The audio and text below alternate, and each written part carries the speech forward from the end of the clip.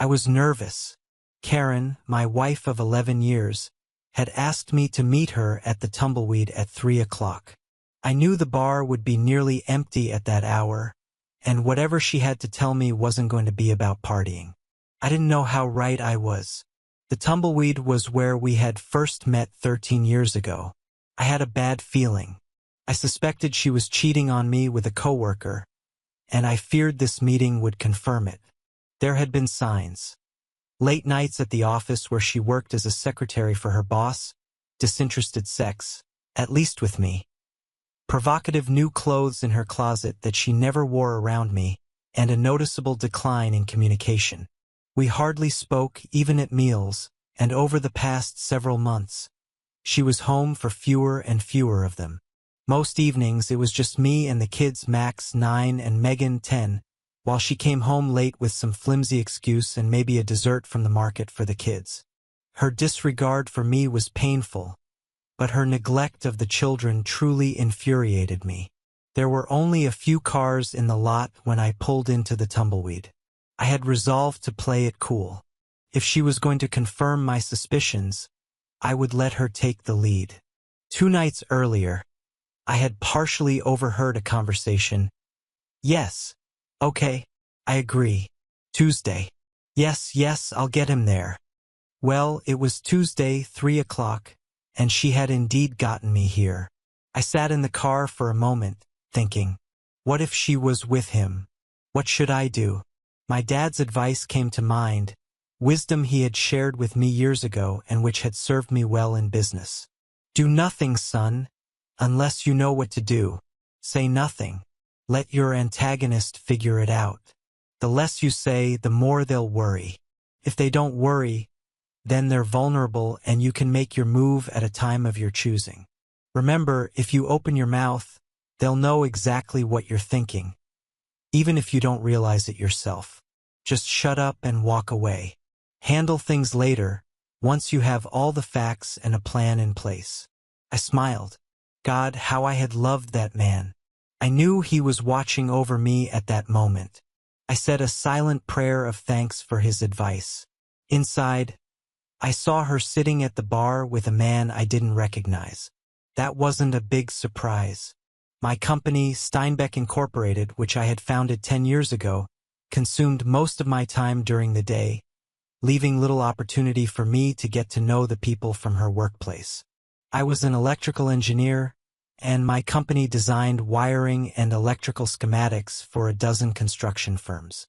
I walked over to them. She sensed my presence and turned. "Hello, Mark," she said. Not "hello, honey."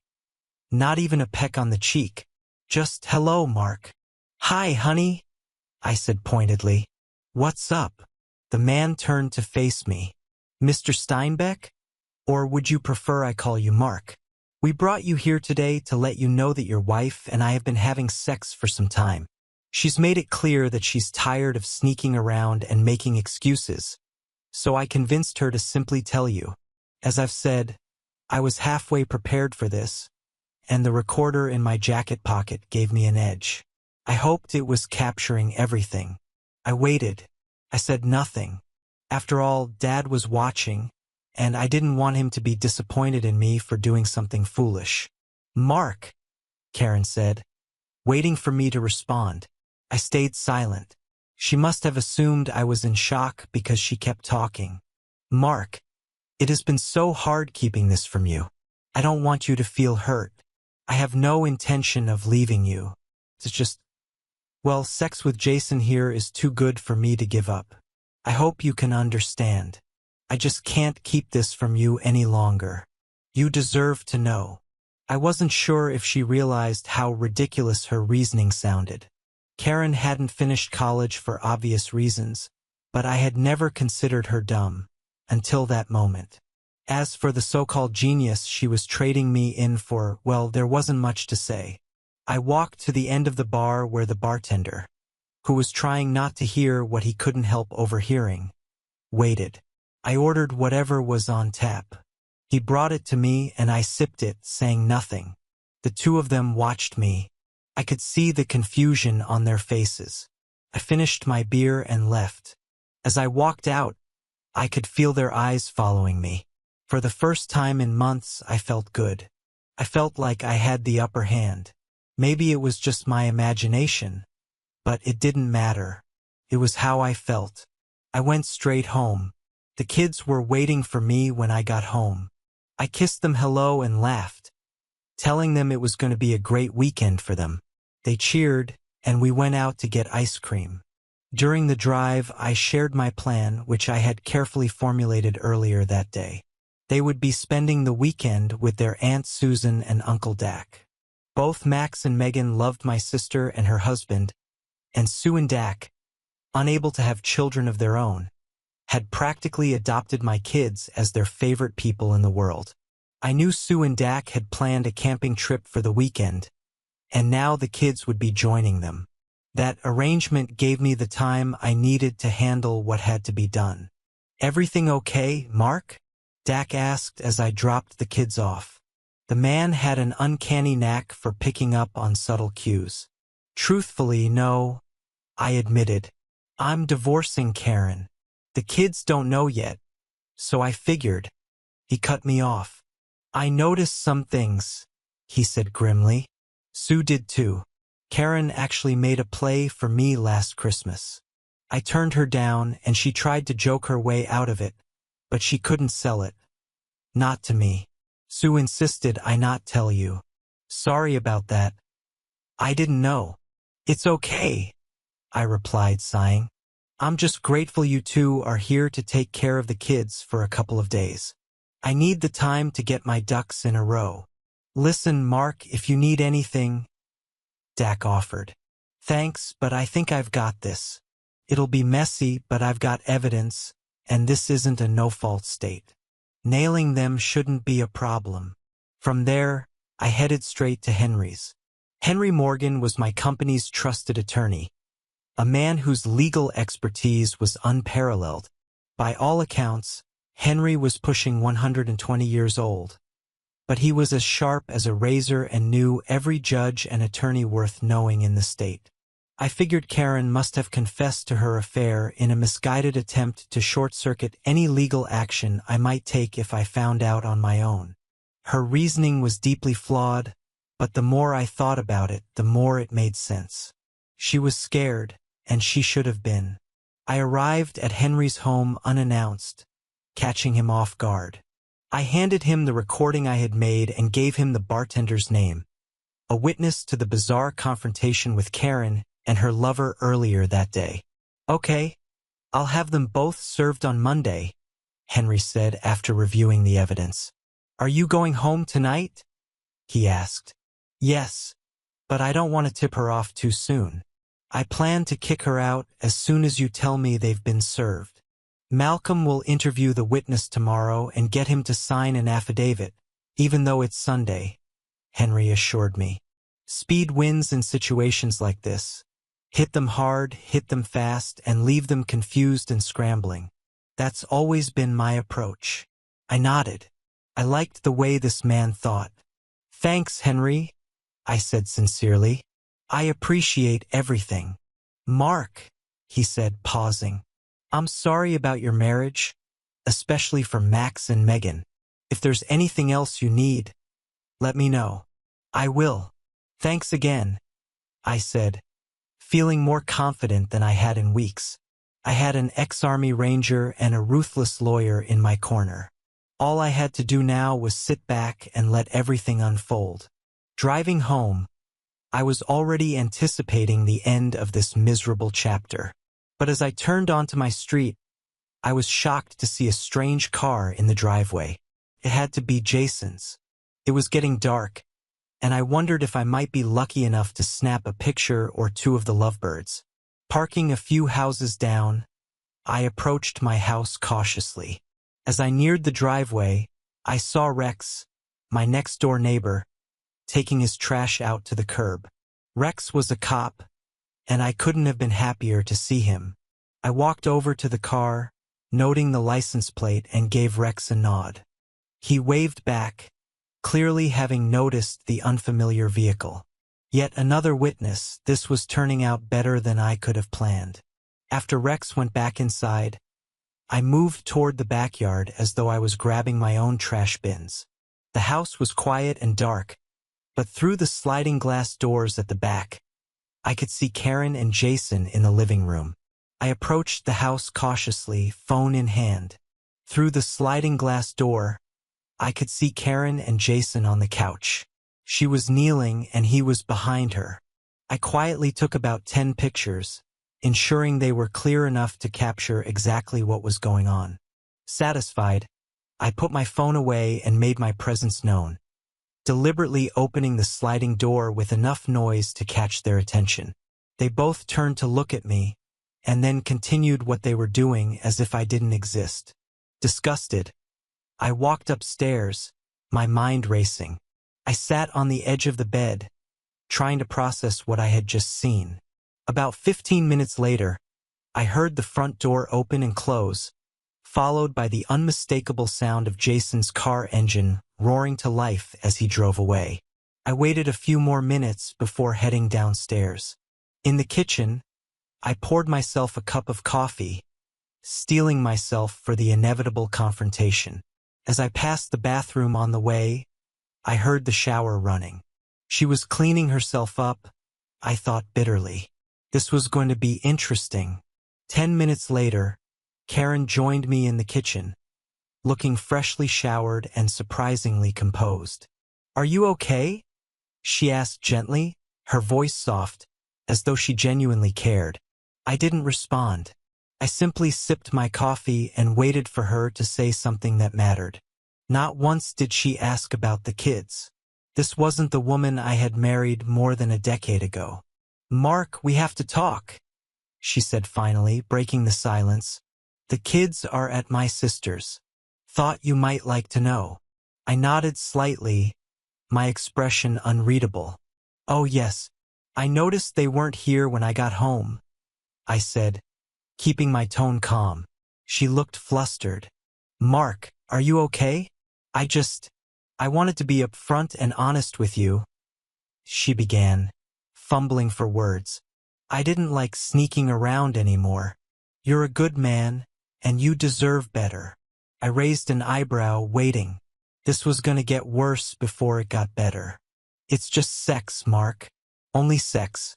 I will deny you nothing when we're together. And Jason knows that. He's fine with it." Her words were absurd, almost laughable. "A good man, huh?" I said, unable to resist a slight smirk. "So, I can have sex with my lawfully wedded wife and Jason's okay with that? Damn, that's very considerate of him." She sighed, clearly irritated. "No need to be sarcastic, Mark. Honesty is always the best policy, you know?" I couldn't help but smile at the irony. "Evidently, breaking your wedding vows doesn't fall under that policy," I said. Her frustration boiled over. "Mark, damn it, say something," she demanded. "What do you want me to say?"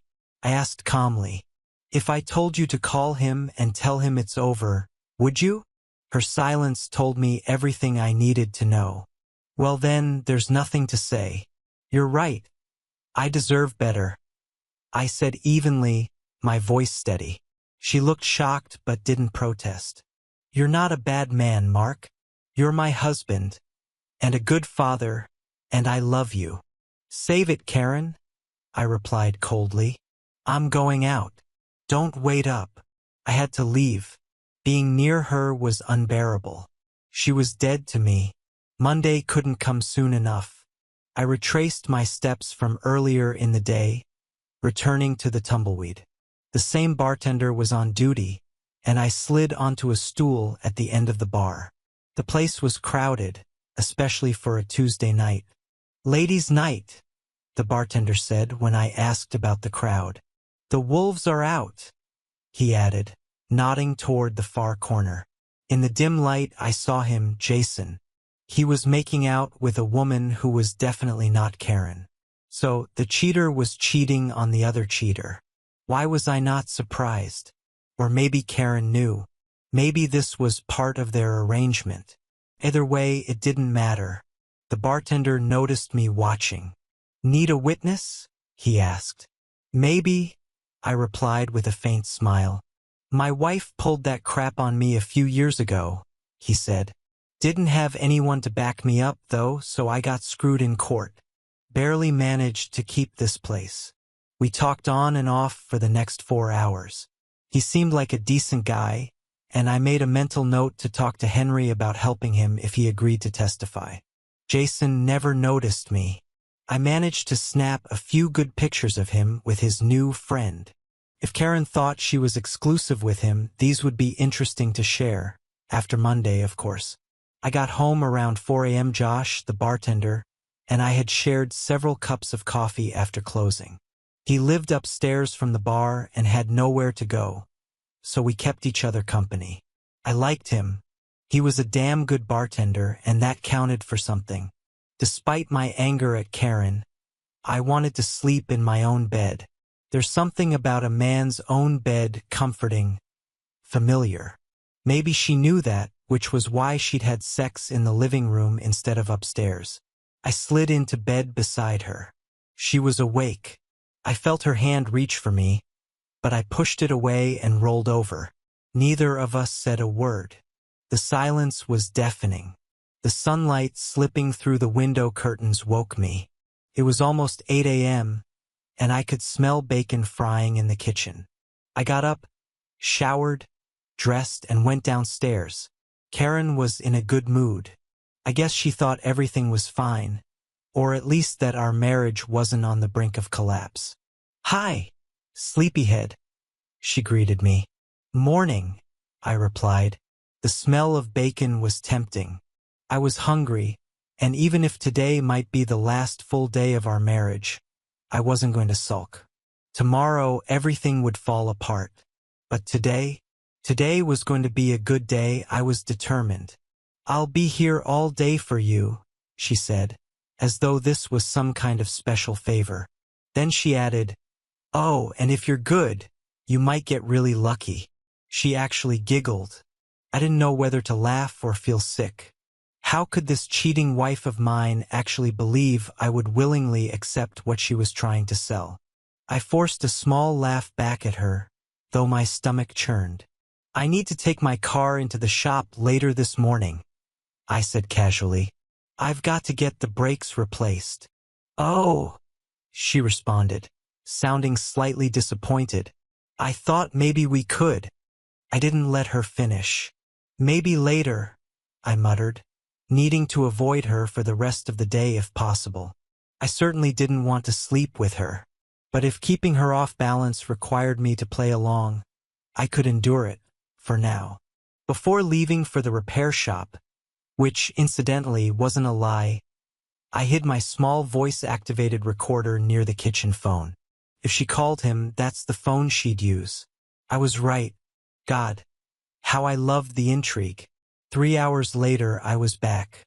While she was outside taking the trash out, I retrieved the recorder and headed to my office to listen. What I heard was painful. Hearing her say she loved him stung more than I expected. It hurt deeply, especially because I knew he didn't care about her. And when I thought about the pictures I had taken of him and his chickie the night before, I almost felt pity for her.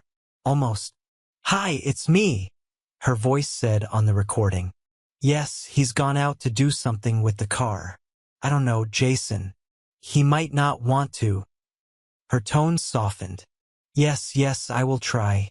He loves me, so maybe..." A pause. "But okay, I understand. I just don't want to lose him.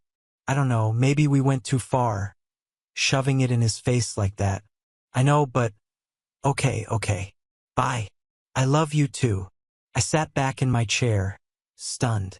I had married an idiot. It was embarrassing to think about.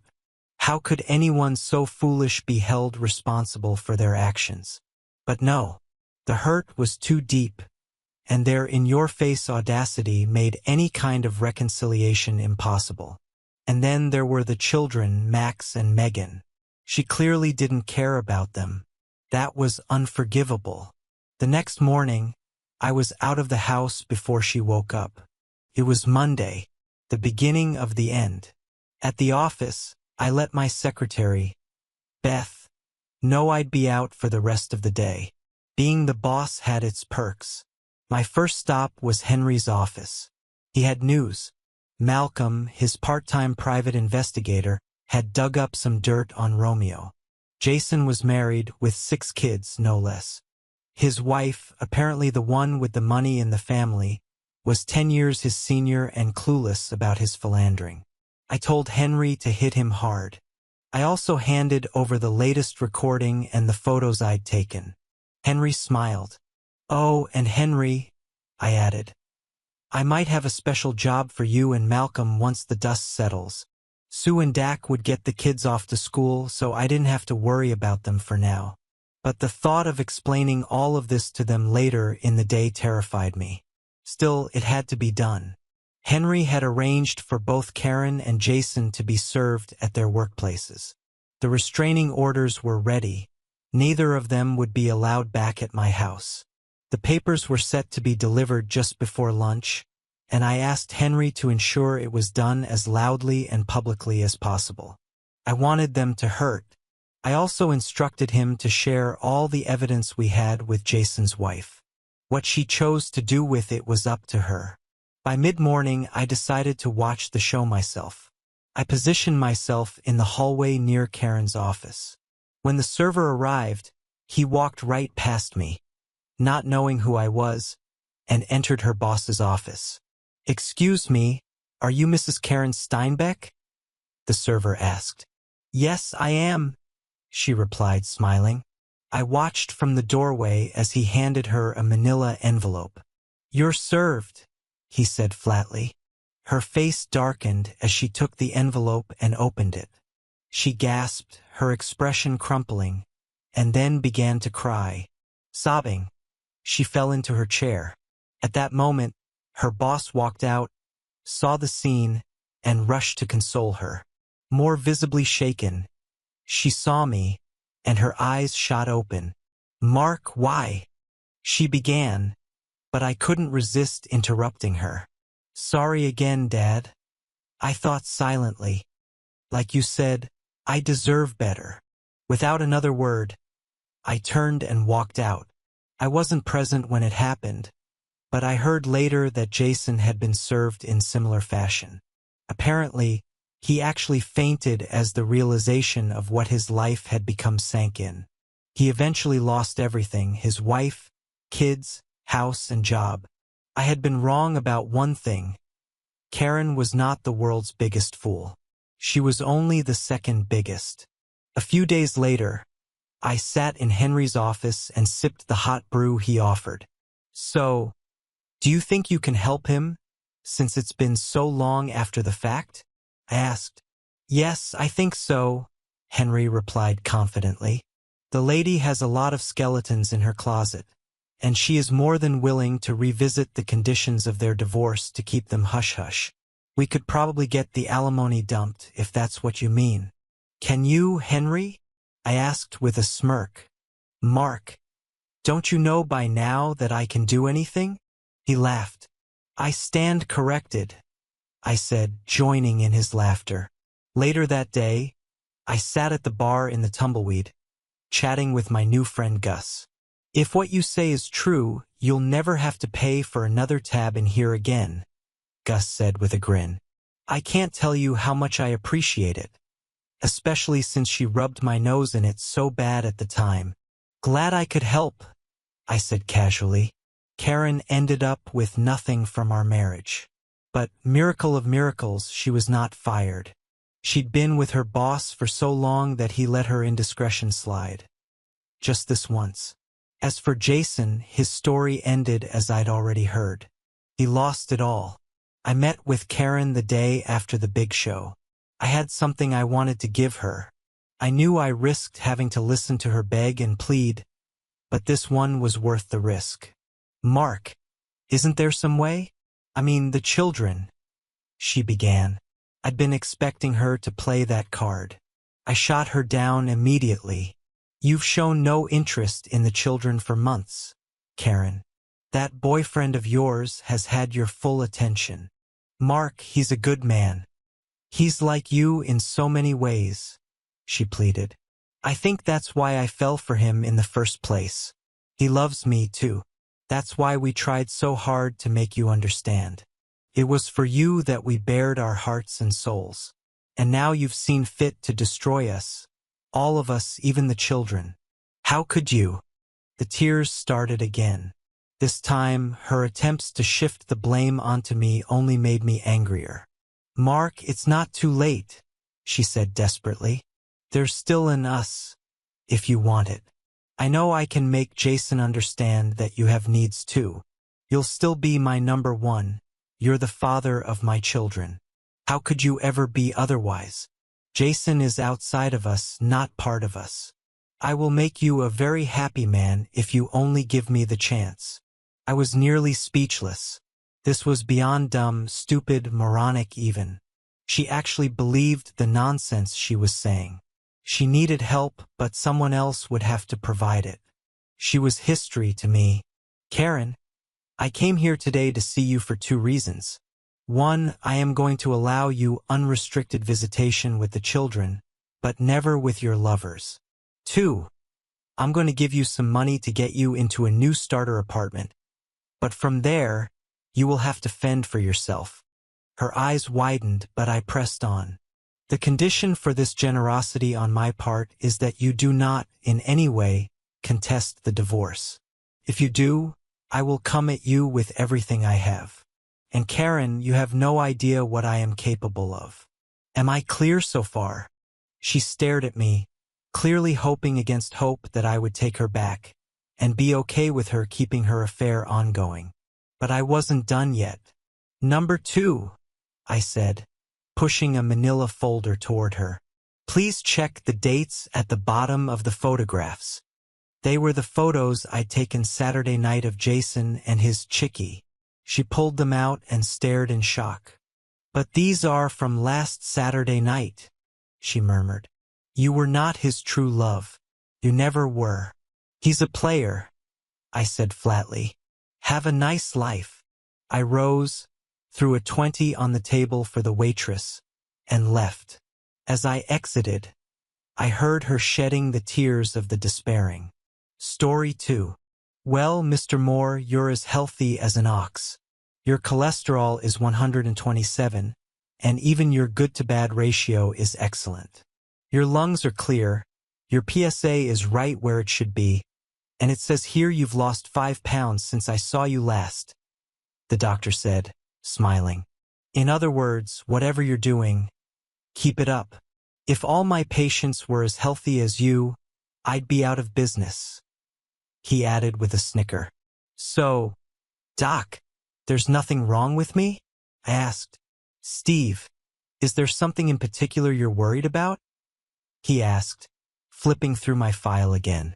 Just the blood work, I replied.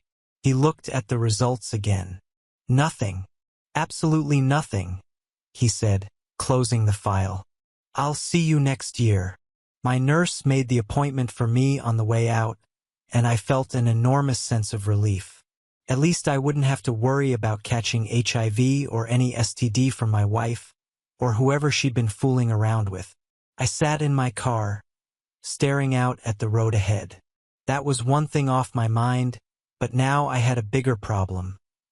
Narrowing down the suspects. You see, I just found out my loving wife, Beth, has been cheating on me. After 9 years of what I thought was marital bliss, here I am, plotting my revenge. Not just on her, but also on her mystery lover. Am I in a hurry? Not really. Now that I know Beth hasn't infected me with some incurable disease, I have all the time in the world to plan this right. And as far as touching her again, that's never going to happen. Not in any way. How did I find out? You ask. Well, she didn't exactly sit me down and say, Steve, I'm screwing so-and-so. No, it was more subtle than that. It started a few nights ago. It was around 9 in the evening, and I was feeling good, relaxed, even a little playful. It had been a pretty good day, and I was in the mood to spend some quality time with my wife. Babes, I said, trying my best to sound sexy. You feel like having a little fun tonight? She didn't even look up from her book. Not tonight, she said flatly. I'm tired. All I want to do is wind down. I can help with that, I offered. How about a neck and back rub? Steve, all you want to do is get me naked, and it's not going to work tonight, she said, barely glancing up. Then she went right back to reading. You're never in the mood anymore, I said, my frustration bubbling over. Don't I do it for you anymore? She sighed, putting the book down on her lap. Sometimes you just don't. That hit like a punch to the gut. Maybe if we did it more than once every 2 or 3 weeks, you'd get back in the groove. I shot back. Steve, what part of no don't you understand? I don't want you tonight. It's that simple. I just stood there, stunned. I couldn't believe what my wife, the woman I had loved for nearly a decade, had just said to me. Without another word, I grabbed my pillow and walked out of the bedroom. What are you going to do now? Sulk? She called after me, her voice dripping with sarcasm. Don't worry, I snapped. I won't bother you any more tonight or any other night. Since I don't do it for you anymore, I guess I'll just have to go elsewhere. I crossed the hall into the spare room, slammed the door, and locked it. I heard her call my name once, but I didn't respond. I was done. Done begging her for intimacy. If she didn't want me anymore, so be it. That night, I lay awake, my mind racing. The hurt cut deep, and I couldn't stop replaying the conversation in my head. It wasn't just about the sex. It was the rejection, the indifference, the complete lack of connection. She had become a stranger to me. The next morning, I came downstairs just before 7, tired and still fuming. Beth was waiting for me in the kitchen, looking sheepish. Steve, I'm sorry about what I said last night, she began. I didn't mean it. I was just tired. Maybe we can fool around tonight. She smiled like that would fix everything. Beth, what are you doing? I said coldly. Throwing me a bone? Hoping that if you lie there and let me do my thing, I'll forget everything. Steve, she started, but I cut her off. Well, don't worry. I wouldn't touch that goddamn body of yours if it was the last one on earth. I spat. You don't have to worry about me asking for sex anymore. Grabbing my briefcase, I added, I probably won't be home for dinner tonight. Just looking at you makes me sick to my stomach. With that, I walked out. She must have called me 100 times that day, leaving voicemail after voicemail on both my personal and business lines. By lunchtime, she had started emailing me. I blocked her. I didn't care how sorry she was. Over the past 6 months, she had become someone I didn't even recognize. A selfish, indifferent shell of the woman I had married. Our sex life had dwindled to once every 2 weeks, and even that felt forced, like I was pressuring her. It wasn't what it used to be. I tried to set the mood, offer a back or foot massage, light candles, use CBD oil, but she would always rush through it, eager to get it over with. The spark was gone, and it wasn't just in the bedroom. It was everywhere. That evening, I had dinner alone at a local diner, then hit a nearby bar to watch the game. I nursed a couple of beers, taking my time. When I finally got home, it was well after 11. As I passed our bedroom, Beth flung open the door. Where the hell have you been? She demanded. Out. What's it to you? I replied, my voice calm but cutting. She blinked, momentarily caught off guard. You didn't call or anything. You could have been lying dead in a ditch for all I knew. Well, I said, smirking, I guess then you wouldn't have to worry about me pawing at you anymore, would you? That hit her like a slap. I saw it in her eyes, but I didn't care. If you'll excuse me, I added, it's late, and I need to get some sleep. Are you going to honor us with your presence at dinner tonight? Beth asked, her tone sharp and condescending. I haven't decided yet. Well, how the hell am I supposed to know then? Well, sweetheart, let me put it this way. If I'm here, I'll eat here, and if I'm not, I won't. Does that about cover it? Steve, let me know when you're done acting like a 2-year-old. Beth, why don't you go screw yourself? Oh wait, you're probably doing that already. Unless, of course, you're getting it somewhere else, I said, looking directly at her. Her face froze. She wasn't horrified by the accusation. It was the shock and surprise that told me I'd hit a nerve. Later that night, while she stayed quiet, I began my own investigation. On the internet, you can find almost anything. I typed in surveillance equipment, and within seconds, thousands of results appeared. I narrowed it down, searching through page after page until I found what I needed: a remote surveillance camera system. It came with 4 tiny cameras, a recording device, and an extended memory chip capable of recording 5 days of footage. It was more than enough for my plan. I placed the order and had it shipped overnight to my office. The hardest part was figuring out how to set everything up without raising her suspicion. Beth didn't work and stayed home to take care of our 2 kids, Dan, who was 7, and Amy, who had just turned 5. Getting her out of the house was going to require some careful planning. I hadn't eaten dinner at home in weeks, but I still came back by 8 p.m. most nights to spend time with the kids. That night, I sat in the living room, watching TV with them as Beth hovered nearby. I've got to run to the store for a few things, she announced. Do you think you can watch the kids for about 20 minutes? Whatever, I said, not even glancing up. As soon as her car disappeared down the driveway, I sprang into action. I grabbed the equipment from my trunk and set to work. I installed 1 camera in the kitchen, another in our bedroom, a third in the basement, and 1 on the back porch. A voice-activated recorder was tucked under the front seat of her car. The base station went into an old trunk in the attic, with only a single power cord visible. I tested each camera and was amazed at how small they were. It was almost impossible to spot them, even when you knew where to look. The stage was set. The next few days were going to be interesting. By Wednesday night, Beth seemed to be trying harder than usual to act like nothing was wrong. Are you coming to dinner at Dick's Barbecue on Saturday? She asked casually. I'm going with or without you, so I really don't care one way or the other. Our neighborhood group, made up of 8 couples, rotated hosting a monthly barbecue. This month, it was Dick's turn. Everyone brought a dish to share, and it was usually a good time, except, of course, for the tension between Beth and me. With an invitation like that, how could I refuse? I replied sarcastically.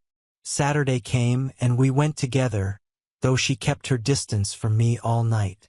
During the couples' games, I made sure we came in last place on purpose just to irritate her. For 3 weeks, I reviewed the footage from the cameras. I saw nothing suspicious, no mysterious visitors, no unusual behavior.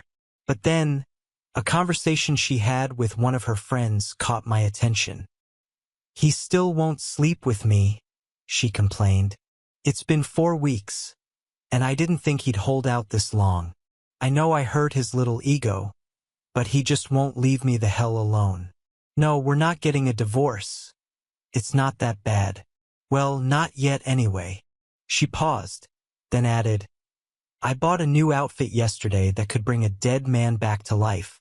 I'm going to surprise him with it tonight. If that doesn't work, nothing will. I'll call you tomorrow to let you know how it went. I sat back, unsure how to feel. At least I knew her plan for tonight. But how was I going to react? I decided to play it by ear. That evening, I stuck to my routine. I ate out and came home at 7:30. You're home early for a change, Beth said with a smile.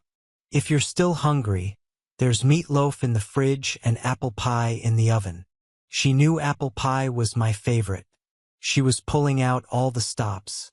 By 8:30, I carried the kids upstairs, helped them get ready for bed, and tucked them in. After giving each a hug and kiss, I turned out their lights and headed back downstairs. Beth had just finished cleaning the kitchen. I went to the living room, turned on the TV, and waited. I didn't have to wait long. She was right, that outfit could raise the dead. It was jet black and scarlet red, with just enough fabric to tease while still hiding what needed to stay hidden. Good Lord, I thought. Got any extra time for me tonight? She asked, walking into the room with a sly smile.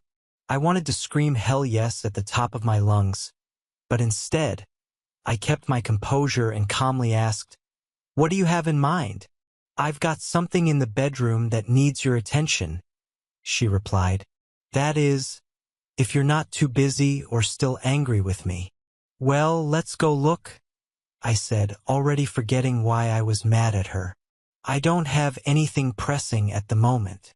She took my hand, and by the time we reached the bedroom, we were kissing. It was every bit as good as I remembered. Damn, it felt good. We made love twice and fell asleep in each other's arms. I had my wife back. Life was good. No, life was great. The days that followed felt like a dream. We were a couple again. I even started cooking dinner so she could finish her projects before we went to bed. We didn't do it every night, but we made sure Fridays were reserved for date night. Everything felt perfect, like we had rekindled what we had lost. But then, everything shattered. If I hadn't gone into the attic to disconnect that damn tape player, I'd still be living in blissful ignorance. I reset the system and took the memory card to work. That's when my world ended. It was the 5th day on the tape, the day after our incredible night together. I deleted the other 4 days. Just for kicks, I decided to listen to it, expecting to hear Beth bragging to her girlfriends about how I'd rocked her world. I was even hyping myself up, imagining her gushing about me. But what I heard wasn't a conversation with her girlfriends. It was with a man. "Well, I took care of our problem last night," she said, her tone smug. "It was so easy, and Steve never knew what hit him. That outfit you bought me did the trick. I had him drooling all over me before we even got to the bedroom." I froze, rage and disbelief building inside me. There was laughter on the other end of the line, the sound of a man I didn't recognize. "Don't worry," she continued. "I only need to give him a taste every now and then to keep him happy and content." I thought for sure he'd notice something was off, but it's been so long. He probably doesn't even remember what it used to feel like. They both laughed, the sound making my blood boil. "I'll keep him satisfied," she went on, her voice dripping with confidence. "That way we'll have all the time in the world. We just have to be careful. We can't get caught. You keep your wife happy, and I'll keep my husband happy. Then we'll still have more than enough time for ourselves." More laughter. "Maybe we can sneak away at the Saturday barbecue for a little fun. I love a challenge," she said with a chuckle. "Anyway, I've got to go. Dinner's not going to cook itself, and the kids will be home soon." There was a pause. "No, of course not," she added, responding to him. "I gave him some the day before yesterday. I'll just tell him I've got my period. He'll never know." And with that, the call ended. I sat there, stunned, my hands shaking. I replayed the tape 3 more times, searching for clues about the man on the other end of the call. But there was nothing. No name, no identifying details, just his smug laughter and her damning words. The only thing I knew for sure was that it was someone I knew. A friend. If you could call someone banging your wife a friend. I clenched my fists, my knuckles turning white. My payback was going to be complete. They'd both wish they'd never been born. I didn't have a plan yet, but I had time. I wanted to savor this. The first thing I did was get myself checked out. There were too many STDs out there, and the thought that she might have given me one made me sick to my stomach. Thankfully, the results came back clean. One less thing to worry about. Next, I had to figure out who the bastard was. On a pad of paper, I wrote down the names of the 7 couples we always hung out with. At first glance, it seemed impossible. These were our friends, people we'd known for years. How could one of them betray me like this? There was our next-door neighbors, Ann and Dick. They were the typical suburban couple in their early 30s, just like us. Dick was probably my best friend, and he adored Beth. Maybe a little too much, I thought grimly. Then there were Mary and Ron, the oldest couple in the group. Both were pushing 50, and with Ron's bad heart, I immediately ruled him out. Beth, I crossed him off my list. I next thought about Sue and Carl and started to see where Carl could be a suspect, but then remembered that they were on a cruise at the time of that call to Beth. Unless he was calling from the cruise ship, which was highly unlikely, he was also out. Sonia and Jerome were the newest couple in our group. They moved into our neighborhood from Chicago about 3 years ago. Jerome was a sales rep for a drug company and was always on the road. That left little opportunity for him to get involved with Beth, so I crossed him off as well. Betty and Andy had been friends of ours for about 5 years. Betty always had to keep an eye on Andy at our get-togethers because he liked his beer a little too much. More than once, someone had to help him home when he got drunk. He flirted with the ladies, but hell, most of the husbands did. I thought about keeping him on the list, but figured a drunk couldn't be that good in bed. However, what about when he was sober? So I left him on. Of all the couples I knew, it wasn't Vicky and Mike. They were still in the honeymoon stage of their marriage, even after 6 years. More than once, someone joked that we'd have to hose the 2 of them down as they exchanged kisses or got more than friendly in the hot tub at one of the parties. I envied them. Beth and I had been married 9 years, and compared to them, we acted like we'd been married 50. Well, at least she did anyway. I didn't have to think twice about keeping Chris on my list. Donna and Chris were nice but a bit aloof at times. They had money and loved to show it off. More than once, I had to bite my tongue at some of the arrogant things Chris said. He was quite frankly a prick. But Beth seemed to like him, or at least pretended to. Maybe it was his money she liked. Donna and Chris didn't seem to connect with each other, and there might have been trouble in paradise. I circled Chris's name. Looking at the list, I saw 3 names, one of which I couldn't believe I'd included, Dick. Dick was my best friend, but you always heard stories about the best friend doing your wife behind your back. Andy was still a possibility, though unlikely, and Chris was a definite yes. It was still another week before our monthly outing, and I needed to somehow find out more details about each suspect. Steve, are you still going to have Carl paint the other 2 rooms upstairs? Beth asked when I got home from work. I feel like we took advantage of him the last time when he did the other 2 bedrooms. He only charged me for the paint and a case of beer, and that was all. I did slip him a couple of $100 before they went on their cruise. I told her, friendship is one thing, but business is business. Let me think about it. There's no real hurry with the kids' rooms, is there? Well, we've got the barbecue next, and I want the house to look nice, she said. Babes, the house always looks nice. Who the hell is going to go upstairs and look at the paint on the walls? Steve, it's a woman thing, okay? Stupid witch, I muttered under my breath. She was going to have more to worry about than paint when I figured out who she was doing. At the party, I watched all the guys like a hawk. Andy was downing beers like water, and Dick was being nice, helping Beth put out all the food on the deck tables. Chris was his arrogant self, and if I was reading Beth's body language right, she was getting turned off by his bragging about how he'd made a killing on Apple stock. Unless they were putting up a good front, Carl was falling down a notch or 2 on my list. With Carl and Andy seeming more and more unlikely, that left my good buddy Dick as my prime suspect. After the party, Dick stayed over to help us clean up. Good party, wouldn't you say? I asked Dick. Yeah, it looked like everyone had a good time, especially Andy, Dick said with a snicker. Betty threw him an elbow after his third beer and told him if he got drunk again tonight, he was sleeping on the couch. He must have nursed that last beer for 2 damn hours. We both laughed. Then Dick, looking around to see that no one was within hearing distance, said, "Steve, can you keep a big secret? Even from Beth?" I nodded.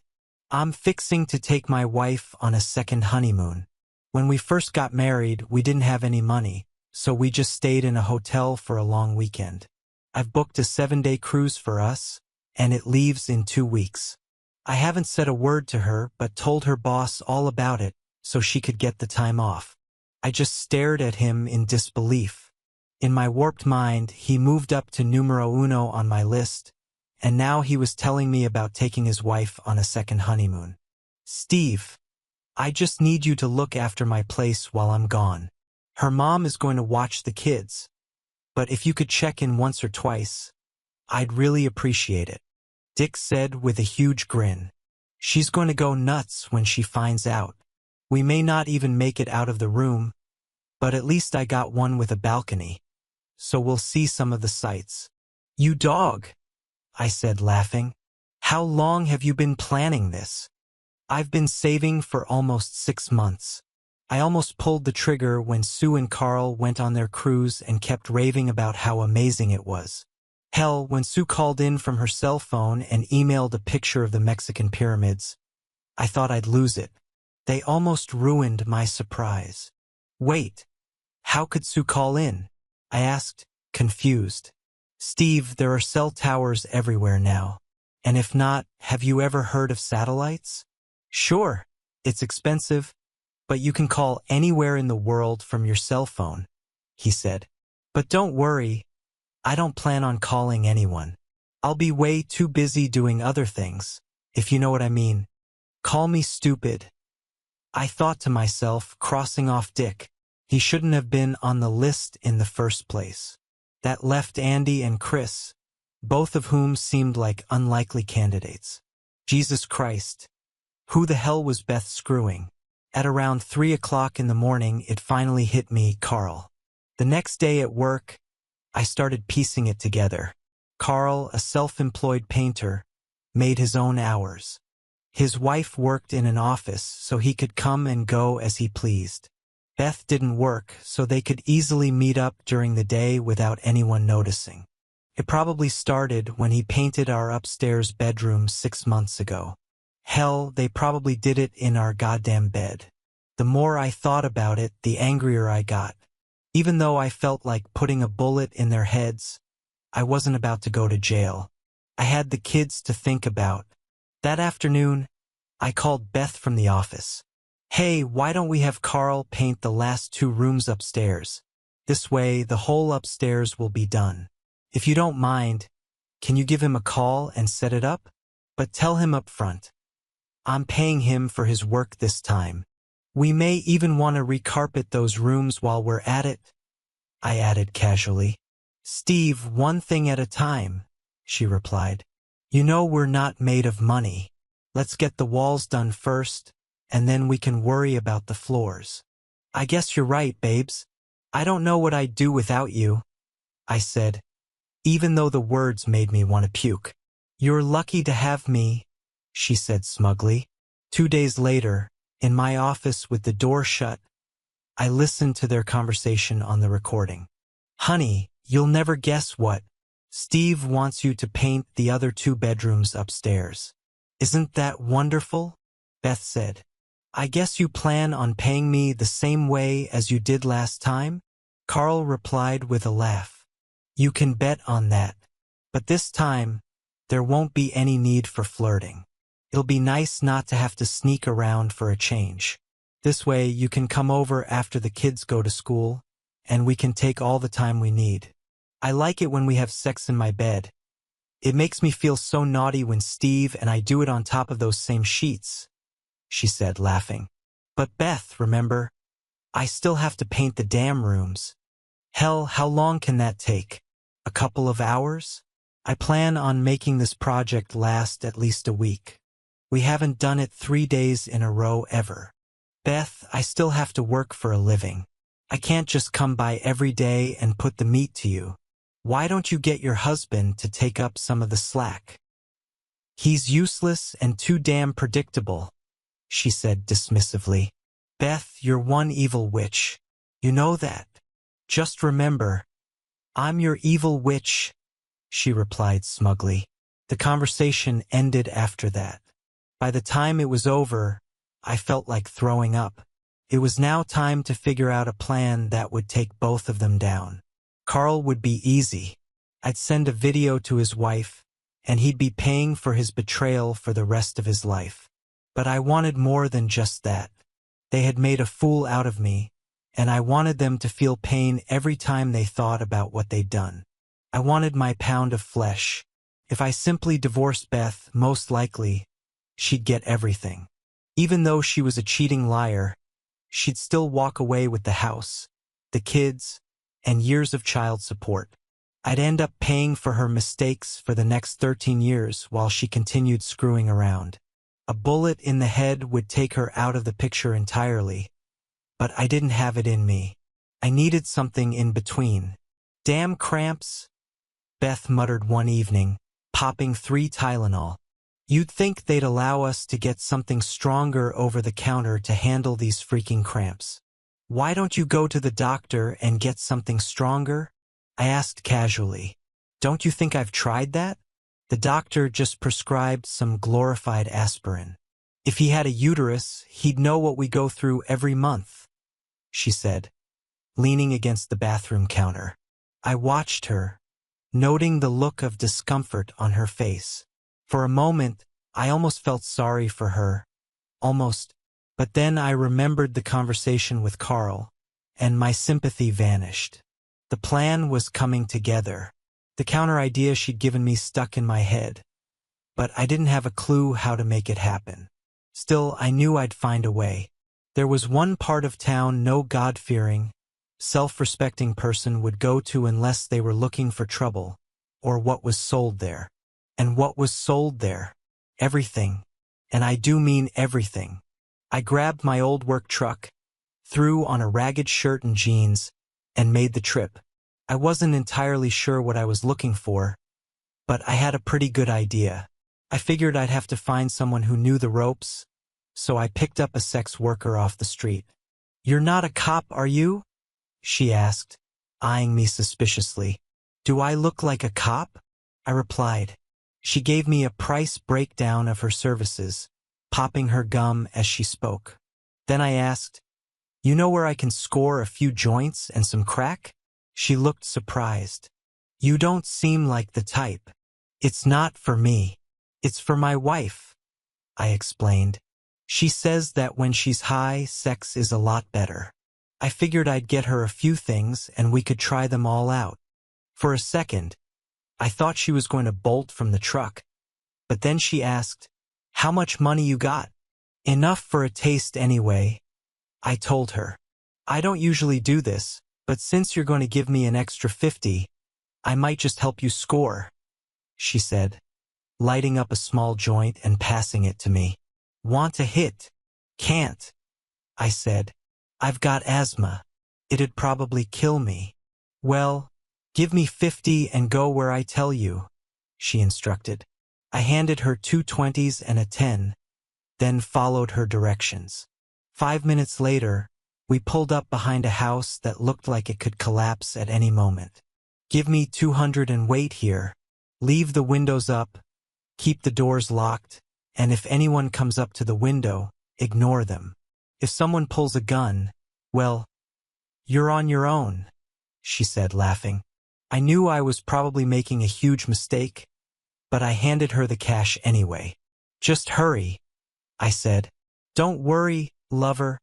I won't stiff you, she replied, getting out of the truck and walking through the door. Felt like she'd been gone for a damn hour. More than once, I thought about leaving, figuring she'd gone out the front door and left me sitting there. But when she finally came back, I breathed a sigh of relief. Honey, drive, was all she said, glancing around nervously. I got you 3 nice rocks of crack and 3 joints, she added with a smile. But it's going to cost you another 20. But you said. I started to argue, but then thought better of it. I handed her the money. She handed me the stash, and we both got what we wanted out of the arrangement. I stuffed everything into a plastic bag under the seat, drove extra cautiously all the way back to work, switched cars and clothing, and then headed home with my stash. For about $300, I had everything I needed to get my revenge on both of them. The plan was simple, a two-pronged approach. Nail Carl first, then come back for Beth when she thought she was safe. On Thursday, I stopped on my way home from work to pick up a prepaid cell phone. I got home early enough to catch Carl before he left. When I pulled into the driveway and saw his truck, I knew I had him. I broke out one of his taillights and slipped the 3 joints into a bag under his seat. Then I walked into the kitchen, where Carl was helping himself to one of my beers and chatting with Beth. "Hey, buddy, how's the job going?" I asked, watching for any telltale signs that he was sleeping with my wife. "Should be done by tomorrow night," he replied. "I just need to swing by Home Depot and pick up another quart of trim paint." "Here, let me get you another beer," I said, grabbing one for each of us. "And don't forget, I'm paying you in cash this time," I added, handing him 3 $20 bills. "I'll give you the rest tomorrow. I spent some of it on the way home, but you know I'm good for it," I said with a big smile. We shot the breeze for a few minutes before Carl decided to leave. I made up an excuse about forgetting something at the store and followed him out. Down the street, I waited for him to pass me as he turned onto the main drag. Then I dialed 911. "911, what's your emergency?" the operator asked. "There's a guy in a white pickup selling drugs to kids in my neighborhood," I said.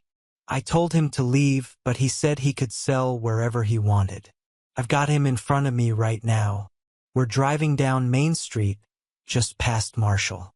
His license plate is DL5512, and it's a white Chevy with a broken right taillight." I hung up and waited, following at a distance. I was starting to think my plan wasn't going to work when, just a block before the Home Depot exit, a cop pulled Carl over. Moments later, a second cruiser pulled in behind him. The first cop approached Carl's truck, probably mentioning the broken taillight. Carl stepped out, and the two of them walked to the back of the pickup.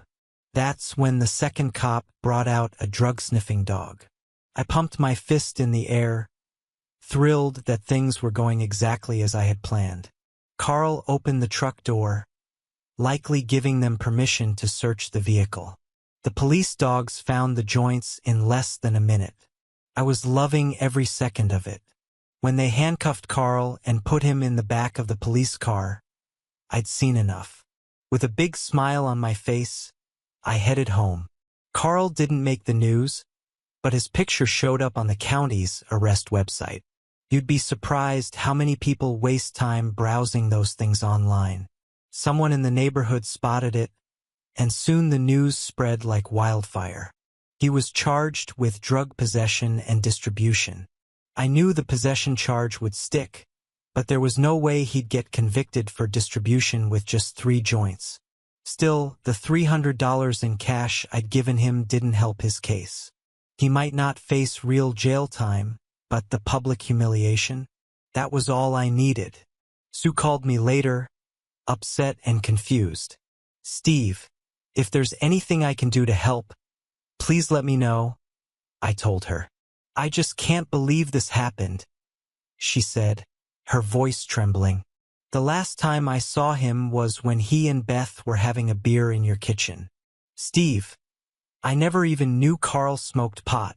He says it wasn't his, but it was in his truck. I'm not that naive. Well, if you need anything, you know where I live," I said sympathetically. She thanked me again, but it was clear she was furious with Carl. At the next neighborhood get-together, Carl was the butt of every joke and conversation. Sue didn't show, and I didn't blame her. That night, I moved on to the second phase of my plan. All evening, I carefully sprinkled small amounts of crack cocaine into Beth's drinks. I made sure to mix plenty of alcohol into them so she wouldn't notice the difference. When I told her I'd forgotten the salad she had made for the party, she got pissed. "You've got to be kidding me," she said, glaring at me. "I'm sorry, honey. Here, let me get your purse and keys," I said sweetly. I walked into Betty and Andy's bedroom, where everyone's coats and belongings were piled, and discreetly slipped the 2 vials containing the last 2 rocks of crack cocaine into her purse. Then I handed her the keys.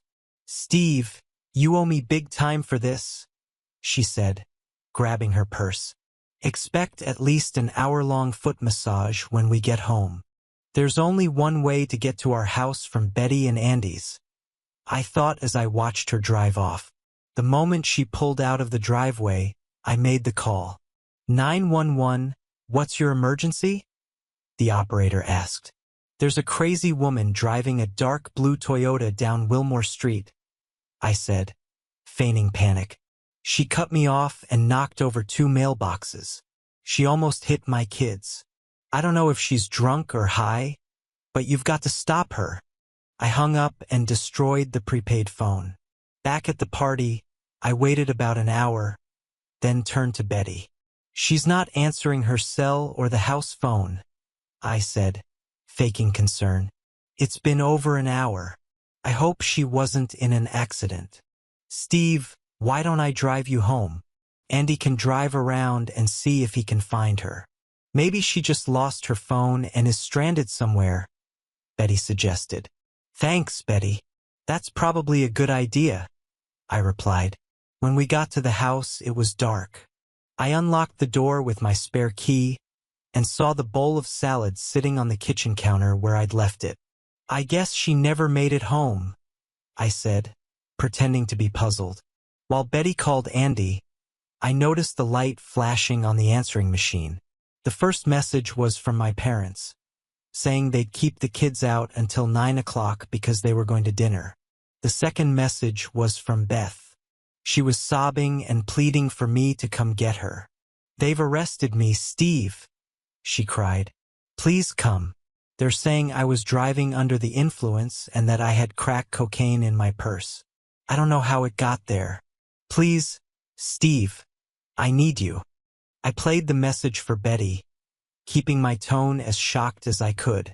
"Betty, she's been arrested for drug possession," I said. "Beth doesn't do drugs. What the hell is going on?" Betty's face twisted in disbelief. "Steve, where are your kids?" she asked. "They're with my mom," I replied. "Call her and ask her to keep them a little longer," Betty said. "Let's go to the station and get this straightened out." I made the call and we left for the police station. On the way, I pretended to be distraught. First Carl and now Beth. What the hell is going on? I've never seen her take anything stronger than aspirin. Sure, she's complained about needing something better for her cramps, but she wouldn't do this, would she? When we arrived, I was told that Beth was being held on possession charges and that it would take at least 24 hours before I could bail her out. When I finally saw her, she looked terrified. "Beth, why are you doing drugs? Did Carl get you into this? How could you do this to us?" I said loudly, making sure the nearby officer and Betty could hear. "Steve, this is a huge mistake," Beth cried. "I swear to you, I'm not doing drugs. I don't know how they got into my purse. Someone must have planted them on me." "Beth, you're saying one of our friends at the party planted cocaine on you? Do you really expect me to believe that?" I said, my voice dripping with disbelief. "Steve, you have to believe me. I'm innocent," she pleaded. "Well, I won't be able to get you out until Monday when I can get the cash from the bank," I said coldly. "You'd better think about what you've done." "Steve, listen to me. I don't do drugs. You have to believe me," Beth pleaded, her voice trembling, tears streaming down her face. Do you think I'd lie to you? She added desperately. You better not be lying to me, Beth, I replied coldly. And if you are, there will be consequences. Big ones. I'm gonna have Betty take me home so I can get the kids from my mom's. And don't worry. Betty's the only one who knows you're in jail. I turned and left, ignoring her sobbing. Everything was falling into place. When my mom brought the kids back, I sat her down and told her what had happened.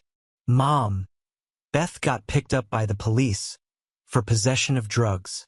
She looked at me in shock, her expression almost disbelieving. You're joking, right? She asked. I wish I was joking, I said, my tone serious. She's been acting weird for a while now. Maybe there's something going on that I don't know about. Steve, I know Beth, my mom replied firmly. This has to be some kind of misunderstanding. You'll see. But it wasn't. I had made sure of that. With the kids tucked safely into bed, I sat down to review the week's security footage. As I suspected, Carl and Beth were having a full-blown affair.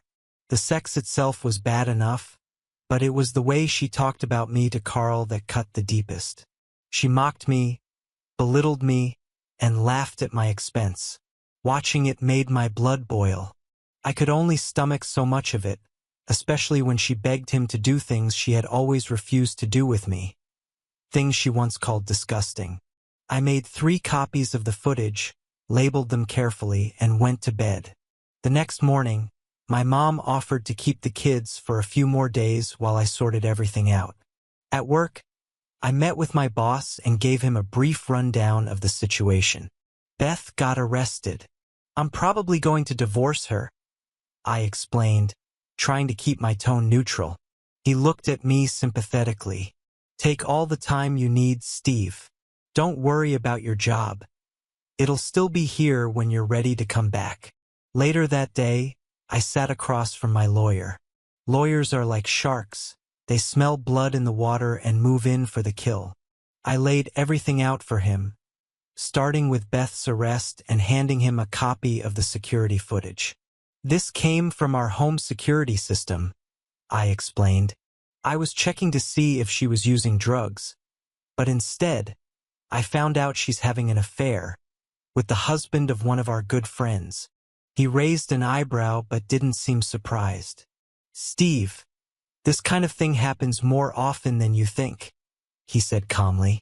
I just want it over with, I told him firmly. I want the house, full custody of my kids, and I sure as hell don't want to pay alimony to that cheating 304. With what you've given me, this should be a slam dunk, he said confidently. Then, flipping through his notes, he added, Do you think Carl's wife will divorce him too?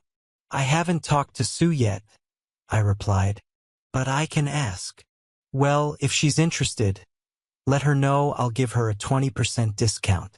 I can use the same evidence and handle both divorces at the same time, he said, handing me his card.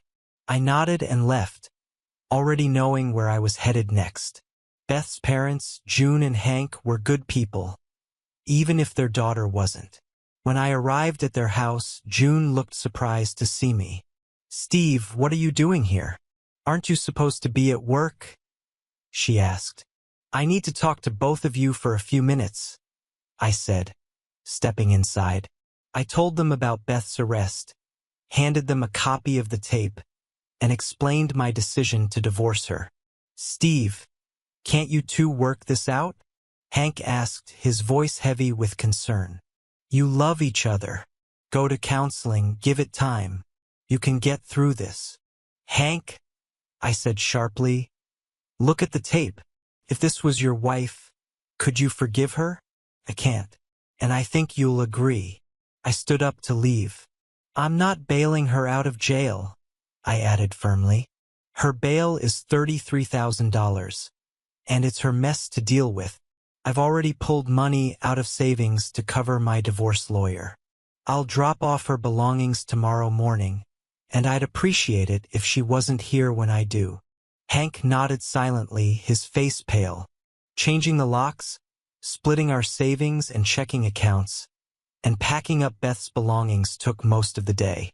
With my mom picking up the kids from school and taking them to her house for dinner, I finally had the time to put the last part of my plan into motion. I cracked open a beer, leaned back in my chair, and dialed Sue's number. "Steve," she answered, sounding surprised.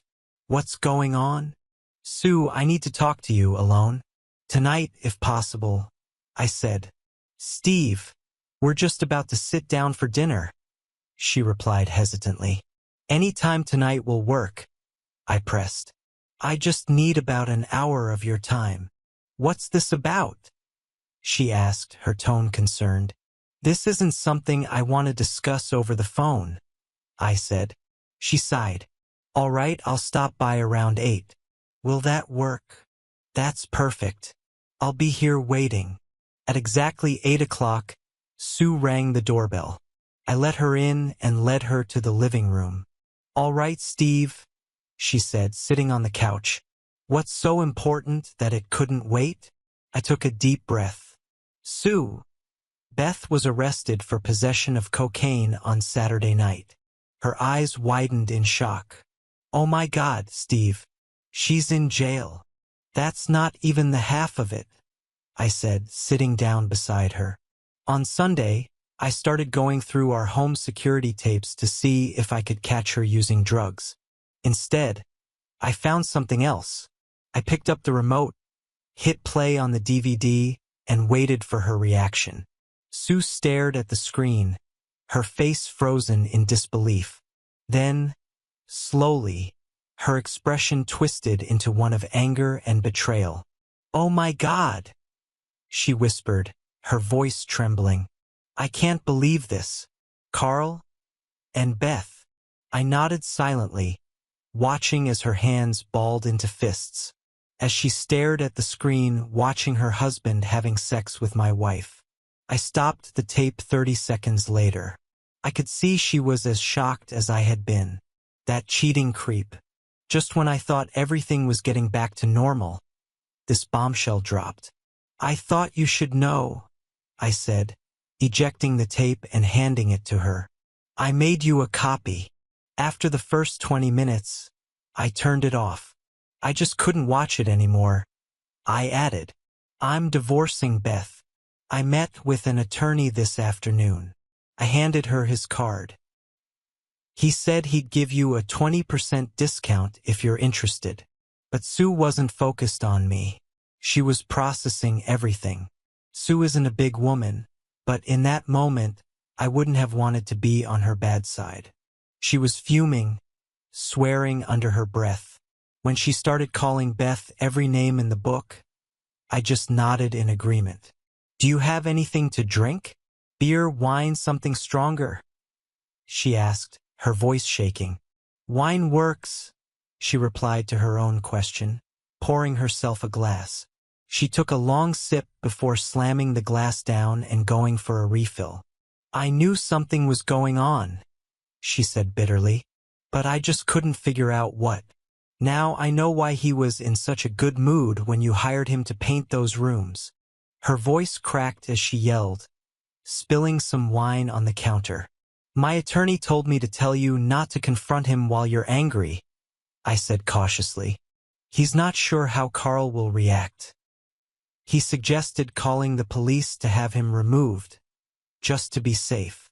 "That prick doesn't have the balls to hit me," she retorted. "But you're probably right." She paused, staring into her glass. "I'll call the police." We talked for the next 45 minutes. I felt terrible. Not for Carl, but for Sue and her little girl. Eventually, Sue picked up her phone, called the police, and explained the situation. They said they'd send someone over in about 20 minutes. "I'm so sorry, Sue," I told her sincerely. "Don't be sorry," she replied firmly. "You weren't the one sneaking around. They were." She glanced down at my lawyer's card. "Tell him I'll take him up on his offer. I'll give him a call tomorrow." "Are you okay to drive?" I asked, noticing the 2 empty glasses of wine. I'm fine, she said with a grim smile. But I know someone who won't be in 10 minutes. Steve, I'll be in touch. I couldn't help but pity Carl. Sue was going to tear him apart. The next morning, I dropped off Beth's clothes. Her mom was at the jail, bailing her out as I unloaded 12 garbage bags of clothes into their garage. Steve, her mom said, I watched 2 minutes of the tape, and you were right. I wouldn't take her back either. Hell, I don't even want her here, but she's got nowhere else to go. I thanked her and left. 3 hours later, Beth started calling, on both the house phone and my cell, call after call. I listened to a few voicemails, but they were all the same.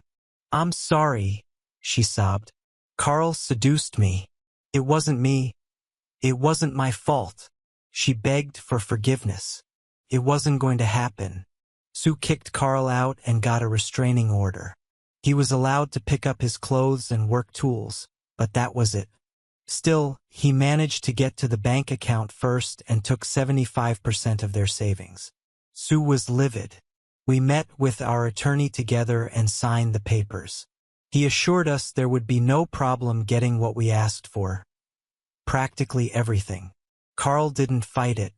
He knew he was screwed, so he just signed over everything and returned most of the money he had taken. Beth, on the other hand, fought hard.